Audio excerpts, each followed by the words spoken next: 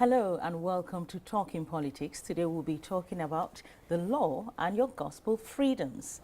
Today I have here with me in the studio Simon McCrossan. He's the head of public policy at the Evangelical Alliance. Simon, you're very welcome. Afternoon. Good afternoon.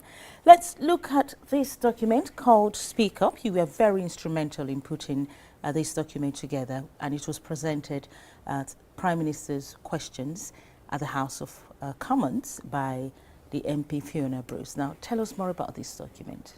Speak Up is a joint resource that the Evangelical Alliance has done in partnership with the Lawyers Christian Fellowship.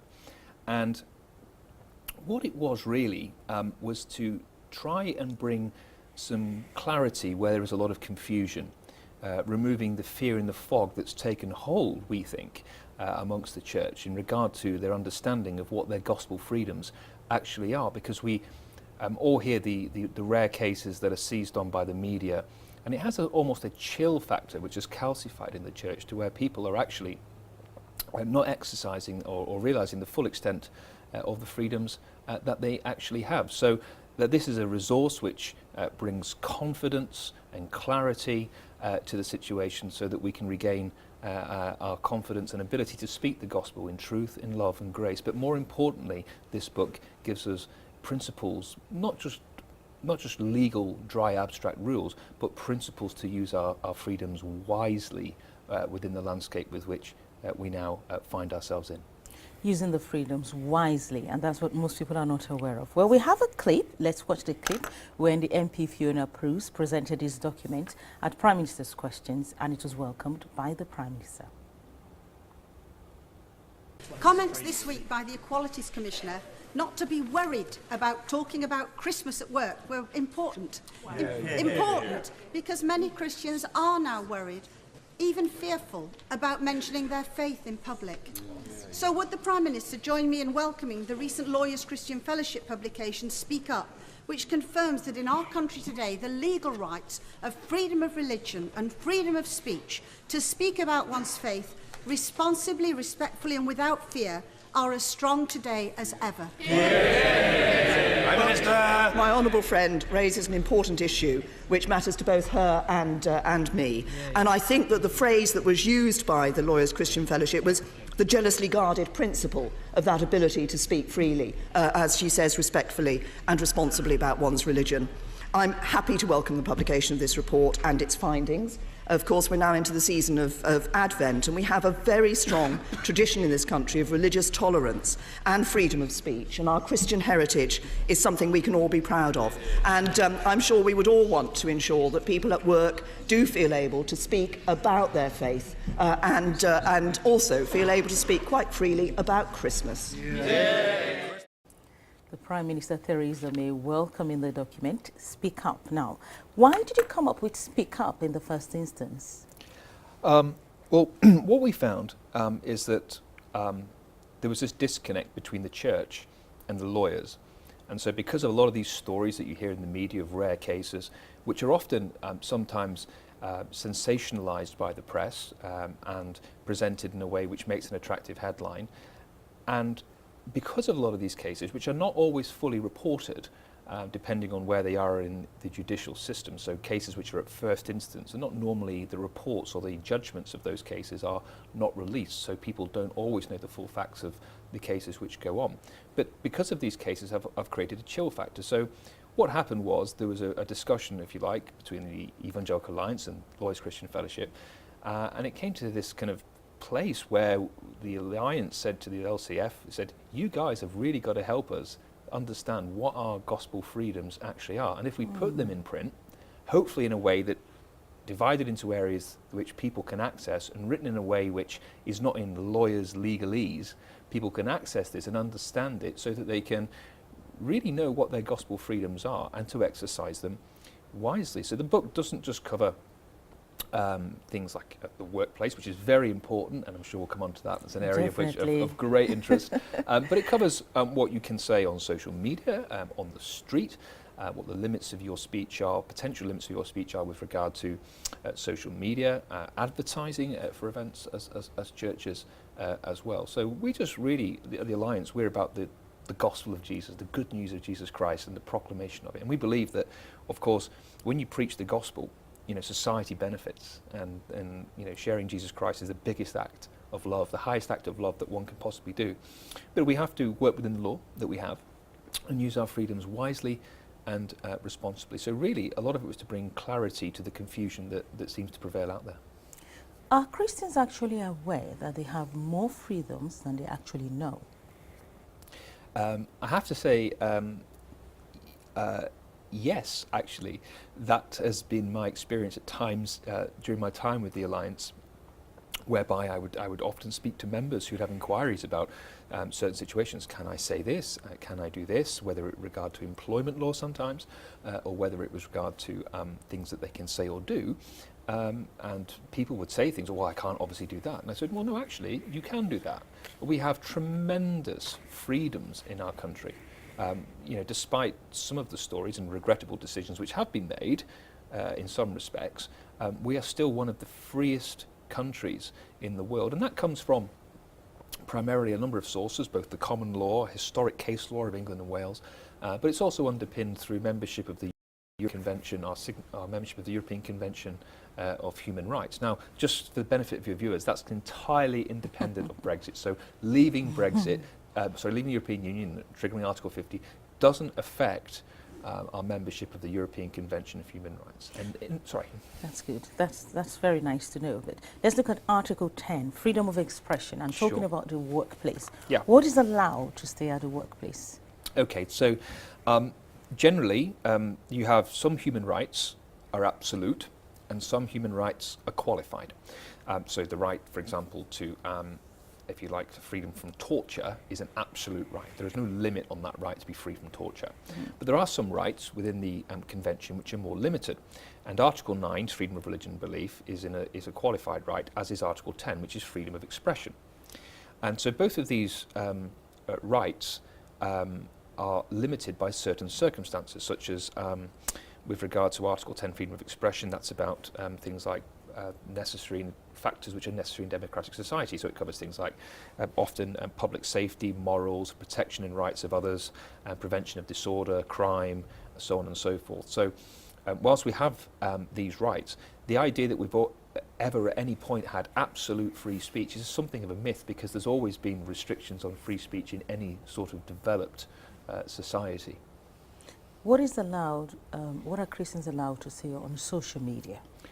Well, social media, I think, social media, what we have a lot of freedom like we would have in public. There are relevant provisions as to what one can generally say by freedom of expression. So the starting point, really, a good place to start when we talk about freedom of expression, before we come on to the limits of that on social media, there's a quote in the book, and it's a very, very well-known quote by Lord Justice Sedley. Okay? And he talks about free speech generally. So we start off with what free speech is, and then, of course, we can look at the limits. But Lord Justice Headley has said this: free speech includes not only the inoffensive, but the irritating, the contentious, the eccentric, the heretical, the unwelcome, and the provocative, provided it does not tend to provoke violence. Freedom only to speak inoffensively is actually not worth having. So that's our freedom of speech. Now, when you go into the social media, the best thing for Christians to think about is that anything I put on social media, whether it's Facebook, Twitter, or any other medium, is to think about it's the equivalent in law of putting it in a newspaper. Because your employers, are actually on social media. They're part of the conversation. They're around the table. And it doesn't really matter whether you protect your tweets or you've got certain friends on Facebook. Anything is frictionless. It can be retweeted, screen scraped, and sent out. So the question really to ask is, would I be happy or comfortable with my boss reading anything I post? Now, some people say, well, I've got a right to a private life. In terms of strictly employment law, that's not really, doesn't really hold so much. Your employer's allowed to take that into account. Now, there is one provision, and one would hope that a Christian exercising their gospel freedoms in a responsible and gracious way wouldn't come anywhere near, and that's the Communications Act, Section 127 of the Communications Act 2003, where it is an offence to send a message which is grossly offensive or menacing indecent or obscene, as a menacing character. And that threshold of grossly offensive is a really high threshold. And we'd certainly hope that Christians, certainly in the context of evangelism, would be coming nowhere near triggering that threshold. Perhaps the one case where your viewers might have remembered that sort of provision was with the case of the pastor in Northern Ireland, who made some really quite inflammatory remarks about Islam. And in that case, the judge actually found the comments to have been grossly offensive, but the pastor was not convicted because Article 9 of the European Convention of Human Rights, freedom of religion and belief, protected the pastor's comments that he made from the pulpit, although the judge did make some comments that perhaps the pastor ought to look at the tone and tenor of his comments about Islam being heathen and not trusting Muslims and so on and so forth. So context in all of these things is very important. You talked about employment law. Yes. A Christian who works in an office and the boss is not a Christian and the person feels, well, I want to preach the gospel on social media, and decides to go onto social media preaching the gospel. Is there no law protecting that Christian even if his employer may not be pleased with that? Well, of course, it's a matter of what an employment tribunal would consider, would have to consider the fact as to what the employee had said and whether that constituted a reputational risk, if you like, or something that would allow the employer to discipline that person. I would not consider that the mere public amplification of Scripture and reasonable, measured debate without resorting to abusive or insulting words, simply expressing what you believe in social media, shouldn't necessarily, in terms of a private account, cause any problems. However, there are some jobs, ultimately, where one has to take great care. So if one exercises certain offices in public life, where one has to be neutral and have the appearance of being neutral, and that is a matter of wisdom.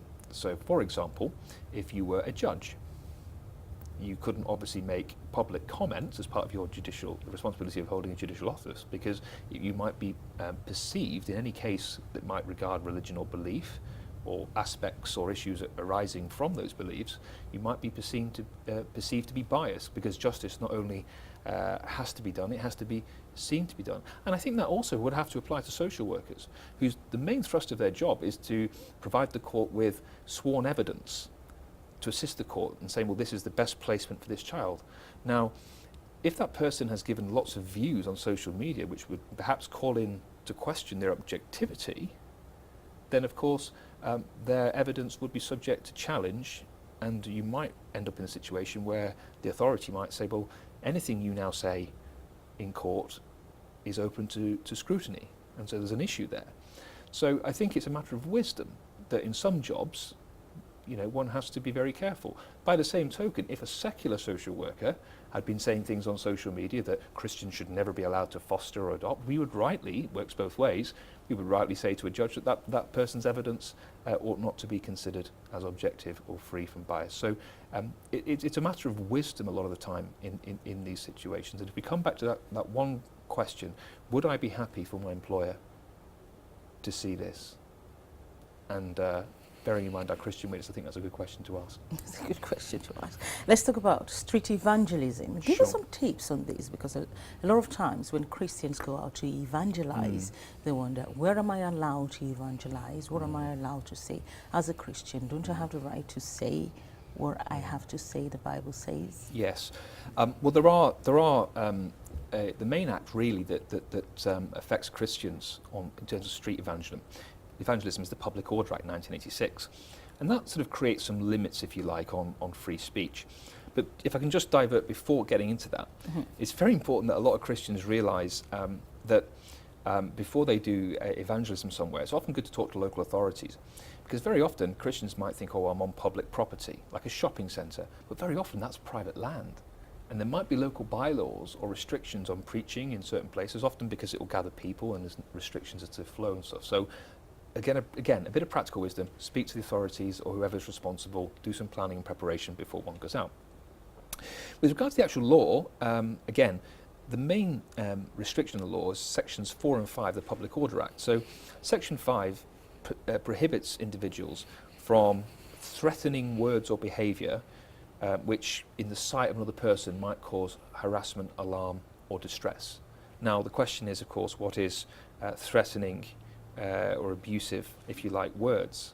What is harassment? What is alarm? Yeah, so what's threatening or behaviours? The courts look at what that person or complainant might have felt, but then objectively stands back and said, well, did that really amount to, threatening or abusive words? Now, the word insulting used to be in that act, but it's been removed, and that was really helpful due to a lot of campaigning from Fiona Bruce, the National Secular Society as well, and others. So really, that's the main provision, is Section 5 that governs. And often people say, well, I'm offended by that, or so I'm going to tell someone. But really, often it's a matter of police training, and it's a matter of context is everything. It's very hard to put hard, fast rules in there, but you have to say to Christians, it's context is everything. If people are getting agitated and you're still remaining gracious, then move on.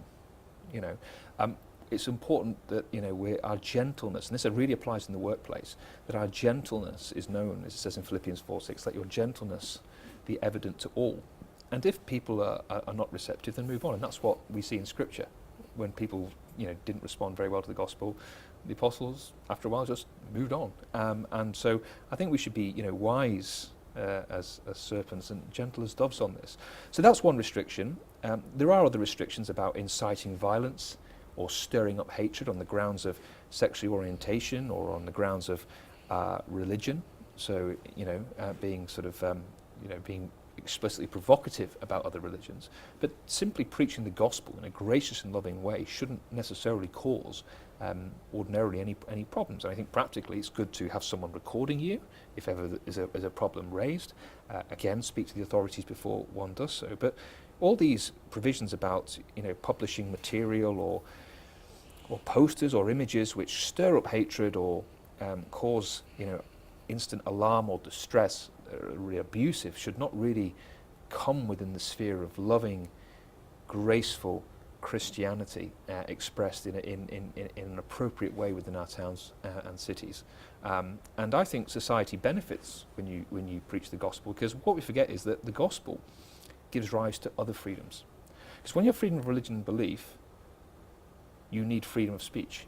You also need freedom of expression. And from that, you also get freedom of association. So it's the gospel that leads other freedoms to flourish. Okay, we are talking about the law and your gospel freedoms because the government is actually about to start registering Sunday schools. Simon, why Sunday schools, and what rights do pastors have? What are their freedoms when it comes to registering Sunday schools? Why registering Sunday schools in the first instance? Sunday school has been there for ages. Yes, and indeed, if one goes back a long time, they were called instruments of sedition by a former Archbishop of Canterbury hundreds of years ago, and we proved that wasn't the case. What this, Wilma, comes down to is the government's counter-extremism strategy. They are very concerned about young people being taught things which leads them to violent acts or in church. Well, not necessarily in church, but maybe other religious settings. So that's what the government are proposing to regulate, a religious setting.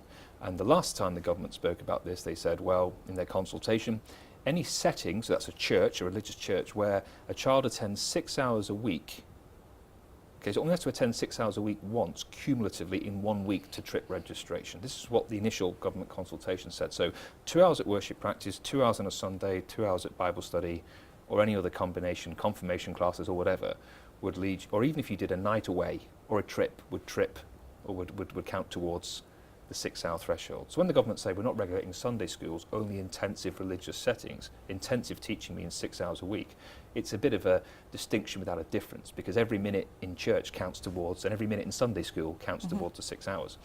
Now, the government say they want to keep children safe. And we'd agree with that. We should never be cavalier with young children's safety, whether it's in terms of health and safety of the premises, whether it's in terms of safeguarding, whether it's in terms of physical harm or criminal abuse or physical neglect of children. These are all things that we should be rightly alarmed about. But there are already powers in place to deal with all of those concerns. What is of concern to a lot of people, Christians and other non-faith groups such as Scouts and others, is this concept of non-violent extremism, where the government will come in, and it's up to a government inspector, and the government proposed Ofsted can be the arbiter of what is undesirable teaching what is undesirable teaching to the government? Let's take an example for a Sure. parent here, a parent who is a committed Christian, who is even a pastor or a vicar in church, and the children has to be with the parents when they go to church. Now, do you say the hours are too long for the child if it's more than 6 hours? Because ideally, the parent will spend more than 6 hours, and so the child may have to spend more Yes. than 6 hours if the child That's right. after school hours. There's no this is why the government gets into such a micro level of regulation it becomes unworkable. There is no distinction between a child who's sat staring at a wall for 6 hours and a child who is in deep scriptural thought. Not that any children that I've worked with in youth work have ever been able to hold their attention for 6 hours in that way. But how does one distinguish between worship practice, practicing an instrument, or choir practice, you know, and such activities? So it's a very slippery slope, really, and very undesirable when a secular person comes into a religious setting, and these proposals would cover young people up to 19. So it's not just Up the to Sunday 19. school, it would be the main sermon potentially in your church to have an Ofsted inspector, someone from the government, deciding whether what you said or was said in the pulpit, whether the teaching was undesirable and contrary to British values, whatever that means. There's a great debate on that at the moment, and whether what you were preaching was emotional harm. So Now, we're talking about the government micromanaging the church, the sermons that has been preached. potentially that could be the unintended, perhaps, consequence of what they are proposing. We're awaiting further details. There was over 18,000 responses to the government's very short 6-week consultation over the Christmas period. But another ground on which the government can take action is this idea of emotional harm. Now, to many, including Richard Dawkins publicly, and to many other secularists, has said, I believe teaching children the Bible is a form of emotional abuse or child abuse. That's what Richard Dawkins and many other secularists believe. So simply teaching the Bible to young people is seen as abusive in some quarters. But loving Christianity is not a form of abuse. It's wonderful freedom in Christ, and through which hundreds of millions of people can attest down through the ages. Exactly. They don't have any statistic to say teaching children the Bible is actually a form of abuse. Because for parents now who want to bring up their children the Christian way, I say the government is trying to control them on what they should be teaching their kids, even at home. Because if he's going to go into the church, one day he may go into the home. That's a fair point, because if something is regarded as undesirable or potentially harmful within the context of church, there must, of course, it must follow that that's undesirable and harmful in the context of the home. Just because one puts a harmful act or an act which is potentially detrimental to the welfare of the child, it seems somewhat logical that that must be read across into the home as well. So there are a lot of unintended consequences with this policy, and it's really quite extraordinary in international standards. The sort of regimes in the world that require religious groups to register with the state, or where the state has the power to go in to places to check on the quality, or not the quality, but the desirability of the teaching as defined by the state, is really kind of quite worrying, really. And what we've said to the government is this: we have no problem with teaching that leads to violent extremism or violence. You have a full range of spectrum of powers under the Terrorism Acts, where even the inadvertent glorification of terrorism is a criminal act. You have hate speech provisions, incitement provisions, stirring up hatred. Anyone chastising a kid physically, well, that's a criminal act, it's a form of abuse. You have family law injunction powers. There's the health and safety regulation which applies to churches. So what the government have is adequate powers to deal with all of these problems, and we're asking the government to use their existing powers in a targeted and proportionate manner to address a legitimate problem, which perhaps we have in some quarters of extremism.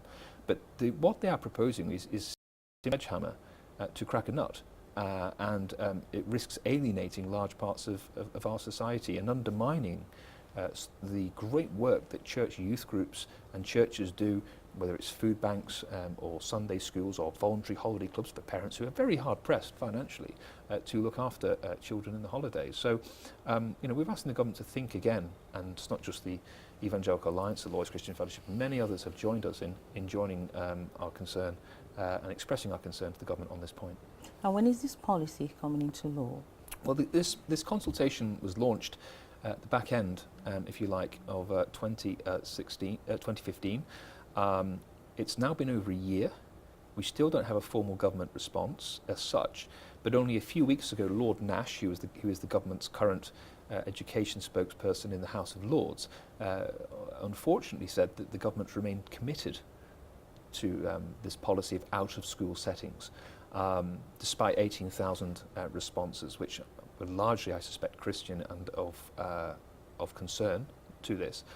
So we're asking people just to really contact their MP and keep the visibility and awareness up for this, because really in a free society, apart from advocating violence, in a free society, in a free plural public square, there has to be the right to be wrong. And if, as long as someone's not inciting violence, some people's and religious views might not be necessarily what other people like or palatable, but if they're not inciting violence, there has to be the right to be wrong in a free society. And so we just ask people to write to their MPs and continue to seek clarification on this policy, which has many unintended consequences. Is England actually free if the government starts micromanaging the church? Now let's take a look at the church pastors, church leaders, committed Christians and other voluntary workers in the church. What should they do? Well, I think that what my own advice to them would be twofold. I think church leaders, youth workers, volunteers, Sunday school teachers, anyone who helps out in a church setting, if you like, to contact their MP, or more effectively, the most effective thing is to ask to go and see your MP in the constituency. Invite them to your church or setting, showcase the amazing work that so many churches do in around our nation, and highlight to them that really you don't want to put this at risk, because there are many Sunday school teachers who are teachers during the week, and before you get into the legalities of it, the mere whiff of Ofsted just puts them off, and there is so much good work being done that we don't want to be jeopardised. So I would encourage ministers of religion, meet your MP, express your concerns, and write to them as well and say, look, we're not the people who are any threat to British values at all. In fact, we represent the best they know of British values, and express the extent of concern that really the ability to preach and to transmit our faith to the next generation is central to everything we are as Christians. And this policy is not necessarily the way to go on so many levels. So meet your MP, and also it may be in some communities that I'd encourage pastors and youth workers to go with imams, and there are rabbis in Orthodox Jewish communities who are similarly concerned about it, that their traditional or socially conservative views may be taken as a negative thing by the government, and I would advise them to make a cross-faith representation to your MP and show the depth of feeling across our communities in our country. Thank you, Simon. We are out of time. Thank you for coming on the program. This is Talking Politics. We've been talking about the law and your gospel freedoms. The government want to start registering Sunday schools. That is right, the Sunday school in your church. What should you do? Send an email to info@loveworldtv.co.uk. Enjoy the rest of our programs.